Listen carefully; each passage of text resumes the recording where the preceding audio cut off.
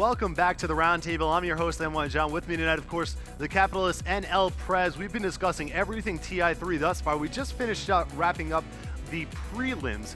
And of course, after the prelims come the main event, the playoffs, which start tomorrow afternoon for those of us on the East Coast, around noon for those of you on the West Coast. And of course, we want to go ahead and preview some of these matches. And I want picks, guys. I'm going to put you on the spot because I want to know what you really think about who's going to win these. There's some that seem a little bit more cut and dry than others. Let's get right into it. The first match of the day will be Navi versus Orange. This is a best of 3, mind you, if that impacts your decision at all. Who is going to take this series home? Of course, Navi the favorites. Capitalist, is it going to go to the favorites? Is it by the books? Or is there a surprise factor?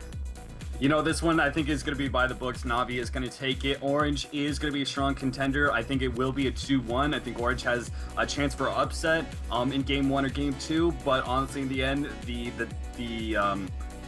just the CIS team just proves to be too strong. They're going to take that one. Yeah, El Prez, Cap is going a little bit risky saying 2-1. Do you think this is going to be a clean, cut and dry series, or do you have a surprise in mind? 2-1 Navi. I'm going to agree with the Capitals here. I think Orange stands a very good chance, and it comes down to just the Mushi versus Denny matchup. Yeah, I think it's going to be a 2-0 series. Navi's been looking really well. I think those last couple games against LGD, they kind of just played around with them because they knew they were going to get first place for the most part. I think Navi have a lot more in store for us. I think they're going far in this tournament. So I think we're unanimous on the fact that Navi is going to win this series. Hopefully we're right. Otherwise, any viewers that are going to stake their rares on it are going to definitely hate us for that. But let's move on to the next series then. That seems a little bit more cut and dry. This one, definitely not the case. Looking at Tongfu versus Fnatic. Fnatic, one of the surprise teams of the tournament. Tongfu, a favorite from Asia coming in. We already discussed these teams on an individual basis, but how does this matchup evolve? El Prez, do you think Asia has the advantage or West? This is a typical East versus West matchup. Well, I think it comes down to Fnatic's consistency. If they play the way that they played through the group stages, I'm expecting a 2-0 Fnatic. Otherwise, 2-1 Tongfu. I think Fnatic is going to be the real... Cover both bases? Yeah, cover both bases. I think the real issue is just Fnatic. For me, it's really hard to call this one just because Fnatic does have consistency issues at times. So it's either going to be a 2-0 Fnatic or a 2-1 Tongfu. Well, that was a pretty safe bet from El Prez. What do you think, Capitalist? You give us a little bit more decisiveness? You know, honestly, this one hurts. This one hurts me a lot because I wanted both of these teams to go far. They were my 2 favorites, but honestly, if I have to really look at it, and not let my heart lead me astray, I'm gonna have to go Tongfu.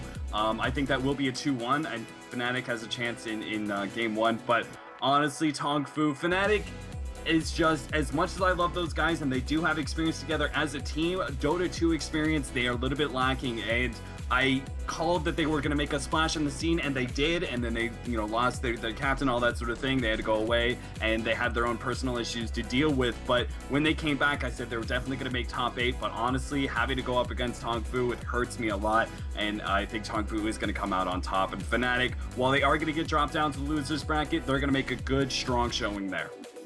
Yeah, I'm a little bit up in the air about this matchup just because of the fact that, of course, Liquid took 2 games off of Tongfu. So it's hard to evaluate how good this team is. I think Fnatic are playing at a higher level than Liquid, so if you use the transitive property, Fnatic have a shot. I think this is going to be a 2-1 series, but I'll go with Fnatic. I think they have some real momentum. They have LAN experience, and they definitely have that level of uniqueness that Tongfu was surprised by from some other teams in their actual group stages. So I'm going to go ahead and take the underdog and say Fnatic can actually maybe win this match. Actually, I think Fnatic are favorites in the match, so not really the underdog pick. But I had to look at the brackets to make sure. But either way, we're going to go ahead and go to our 3rd playoff matchup, still in the winner's bracket, of course. This is quite the series. I mean, honestly, Alliance versus LGD, this is what the fans are looking for. This is going to be a huge match. And what do you think about this, Capitalist? This is a team, of course, one seed's got to pick if they wanted to play the 3 or the 4. So instead of Alliance picking Fnatic, they picked LGD. They want to slay one of the titans of Dota in the past couple of years right off the get-go. Can they do it? I think they can. I honestly, I think this is going to be 2-0. I think that Alliance has proved to be too strong. If you had asked me before the group stages, I still would have said Alliance, but I think it would have been a 2-1. Here with LGD, their performance so far in the group stage has really been lackluster. I think that they've won some of their games because of the opposite teams, some of the opposing teams' mistakes, and that's not where you want to be, especially on the Eastern scene. You are not there to provoke the team to make mistakes. You're there to focus on your own performance, and that has just been the consistency of the Eastern scene. And so they have just really been underperforming in my mind. 2-0 Alliance easily. And El Prez, what do you think about this matchup? Is it as easy as Capitalist says it is? I think it's going to be a 2-0 for Alliance as well. Alliance just came into this group stage blazing 14-0. LGD not as strong. It's feeling actually really weak this tournament so far. That said, I do think LGD are going to make a couple of close matches there. I don't think it's going to be like a total stomp. It's going to be close to 2-0, but it's still going to be 2-0 in favor of Alliance. So you're all on Alliance. I have to agree with you. I mean, this is a match where LGD were so consistent last year, but they played the same kind of Dota game in and game out, and that's kind of what they're doing again this year, and Alliance can prey on that. They can see your game style and adapt so well. That's why these teams are similar in that they did so well in group stages, but entirely different because Alliance's versatility, their repertoire of heroes is so much larger than that of LGD's last year. I think this is an easy 2-0 for Alliance. I'd be surprised, but maybe pleasantly surprised. I want someone to take a game off Alliance. I don't want them to just walk through. But we'll see later on in the playoffs if that can actually happen, or if maybe they're shooing for the victors. Let's go to the fourth and final upper bracket matchup, a best of three between DK and Invictus Gaming. This is a dream matchup from last year, from 2 years ago. I mean, we can go back as far as you want. People would have paid to see this game alone. Its first match of the winner's bracket, DK versus IG. El Prez, IG won last year. DK are probably more favorited this year in general. What do you think? Well, not only because I really like Burning, but I am really hoping I'm hoping and I'm thinking 2-1 DK this year. IG just hasn't been playing to the same level, while Burning is playing his heart out for his last international. Yeah, and Capitalists, are you on the same page or? You know, I'm not this one. I think it's going to be really close, but I think it's going to call 2-1 IG. I think that while they are the sick dying kings of the Eastern scene, and I don't think they're going to go nearly as far as they did last year, I think they have the potential to upset DK specifically, just because of the fact that they've been played against DK so many times in the past. I think that a lot of the Eastern scene, their weakness is going up against some of the Western teams that they haven't had as much experience. But here, IG, they've dealt with DK over and over and over again, and they've always made a really strong showing. I think that IG, when it comes up Eastern versus Eastern, my vote is definitely going to be for IG. I think it's going to be close, but 2-1 IG. Yeah, I'd look back to Super League, I'd look back to Alienware League, where DK did better than both of those tournaments. Not to mention the fact that I'd say DK were one of my picks for top 4 going into here. I won't tell you whether or not they're my pick to win it because I don't want people to hate me. But DK, I think they're going to win this. I'd say even 2-0. IG just haven't looked as good, kind of for the same reasons Capitals was saying it, but opposite. Because, of course, they do have that familiarity level. So if DK have just been out executing them recently, I think the trend is going to continue. We mentioned the roster changes. They're stacked player-wise. IG are too, but you know, they're just not executing on the same level. So that's my primary concern with IG.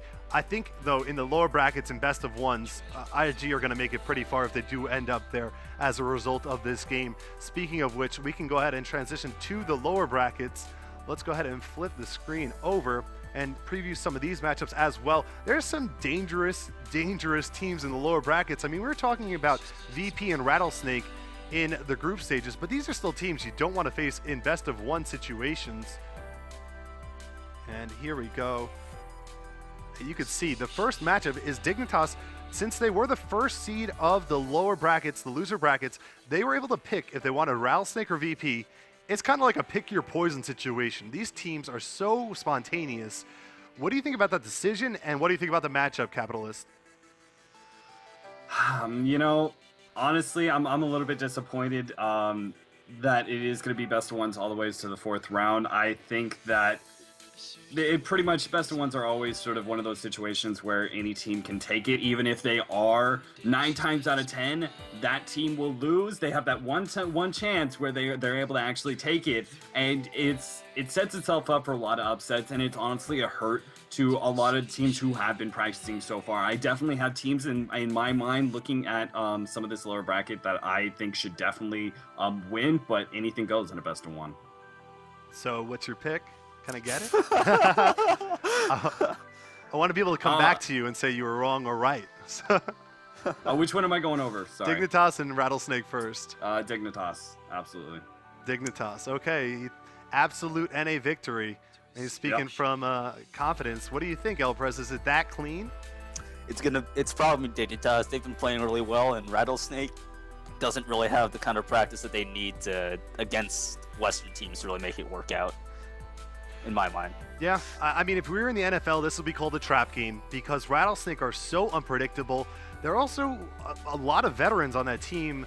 I do think, though, they're kind of in an in-between period. They're on the brink of probably reforming in the offseason. I could foresee maybe a merger between them and Vici Gaming, picking some pieces and moving them together. However, I'm still a little bit nervous for Dignitas. I'm not sure this was the better solution because they have as little experience against Rattlesnake as Rattlesnake do against them. So I'm still going to pick Dignitas, but I'm really nervous about this one. I thought VP may have been a better choice just because they played them more in the past. Let's go ahead to the next match, though. We see it's going to be LGD Int versus Mouse Sports for our second match in the lower brackets. Another best of one. These teams seem to be on pretty even footing. It's a toss-up for me, really. El Prez, what do you think?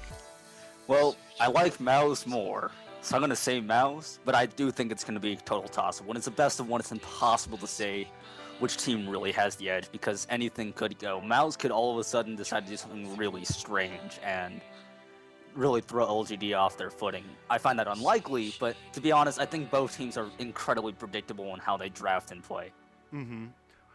Capitalist, we saw LGD come on in the last day of the competition in the prelims, actually. Do you think they can continue with that momentum here? I don't. I think it's going to be Mouse. In Black we trust. I think that's all I have to say about that. In Black we trust, baby. I think Mouse just overall the more consistent team, and whether it's you're talking about their captain, their players, their teamwork as a whole, I think every single aspect that Mouse is the better team. Even if it's just slightly, they are the better team. So I'm going to call it for Mouse. I think you guys are onto something. I think Mouse definitely have an advantage here. I think the formula to beating Int, of course, is just banning out Enchantress or Chen every time because they need that jungler to get their game going. And if Mouse can key in onto that, which isn't too hard to figure out, of course, everyone did it in the prelims.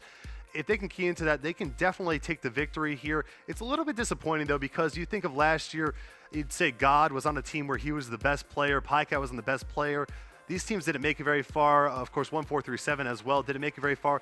You kind of wished that this team would get a little bit further, but it might be an early exit for them here against Mouse. I think I'd go with Mouse, too, for the victory.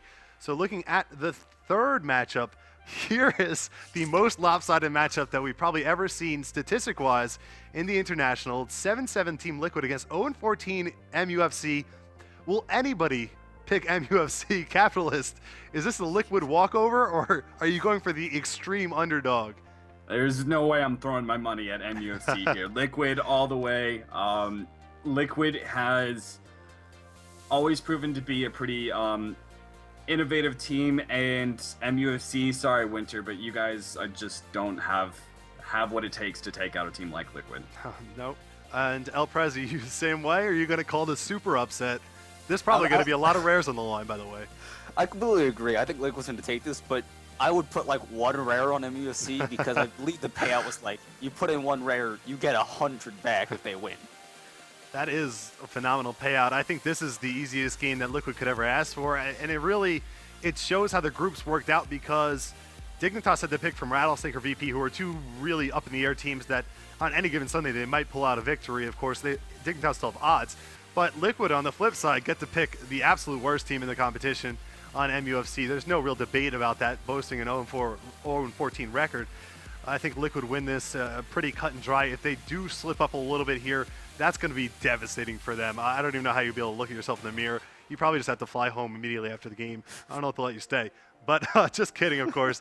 We'll look at the fourth matchup, Zenith versus Virtus Pro. This is another one where perhaps Virtus Pro, similar to Rattlesnake, have that 1 in 10 shot.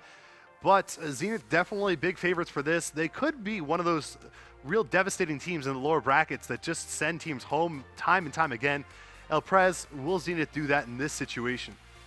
I do think Zenith has the edge going into this. They are a more consistent team. That said, it's a best of one, so consistency doesn't really mean that much. And I do think that Virtus Pro are going to give them a serious run for their money because they do have very strong individually talented players, and they do have some pocket strats, I would imagine, up their sleeves for these best of one. So I think it's going to be close. I do think Zenith is probably still going to end up advancing from this match, but yeah, that's really all I got to say here. Yeah, so El Prez goes with Zenith, the clear-cut favorites. Capitalist, what do you think about that? You know, I really love watching VP. You've got some good veterans of the scene, but it's Zenith. It's Zenith. They Ice, Yamate, it's just too much. They cannot possibly take that on. I honestly expected to see Zenith do much better in their group stage, and I think they're going to be a strong contender in the lower brackets. So I think VP's going home in round 1. Yeah, I think you're pretty much on the point. I think VP were that team over the summer that looked like they had that level, the extra dynamic to them, where Crazy was just dominating lanes. But I cannot see them doing that against Zenith because, of course, Ice is there. We've seen XY play better, X Freedom. Overall, this is a team with a lot of experience. I do not expect them to lose out here. So those are our predictions for the brackets, of course. Thank you for joining us. This is the Roundtable. I'm NYJohn. I want to thank my guests for being on this week. The Capitalists, of course, and El Prez. Let's give you guys opportunities for shout-outs. Cap, you can start off. Any shout-outs you want to give, go ahead, buddy. I want to go ahead and give a shout-out to my manager, Chappie. He's the complexity manager. Give a big shout-out to that guy. Unfortunately, you know, he wasn't able to be here, but I'll see him tomorrow at the International. And who else? Shout out to my girlfriend, of course, because if I don't, she will probably kill me since I never do that. And that's about it. Shout out to Toby, but that's pretty much it. That's it from me. Good. And El Prez, once again, thank you for joining us. Do you have any shout outs you'd like to give? As for shout outs, I guess I'll toss one to Nestle, the guy who really just connects me to literally everybody. He's effectively my manager. And that's really all I got. Shout out to MLG for picking up DOTA. I'm really glad that they're taking an interest in the American scene because that's something that America really needed. We need more lands. Yeah, once again, thank you guys so much for joining us. It's been a really exciting episode. I think a lot of people got some insight into what's going to happen in the competition tomorrow. Hopefully, we're not totally wrong. But, of course, this is the Roundtable, MLG's Dota 2 talk show. I'm your host, NYJohn. I'd like to give a shout-out to my good buddy, MCM, who drove me the train, which was very important for today's show. And, of course, the whole production team behind the set. So thank you guys for making this possible. Shout-out to MLG for doing everything they're doing. And good luck to the teams in the coming days. It's going to be an exciting weekend. I know I'll be at a pub stomp in NYC. Valve have made it very easy for people to get involved with those. So be sure to check out Dota2.com to find local pub stomps if you would like to get involved with maybe your local scene or just hang out for the games. And that's going to be it for this week's episode. Be sure to tune in next week at our normal time, Wednesday at 7 p.m. And we'll have another episode for you, of course, recapping the event at that point. So you will not want to miss that. Thank you for joining us again. We'll see you next week.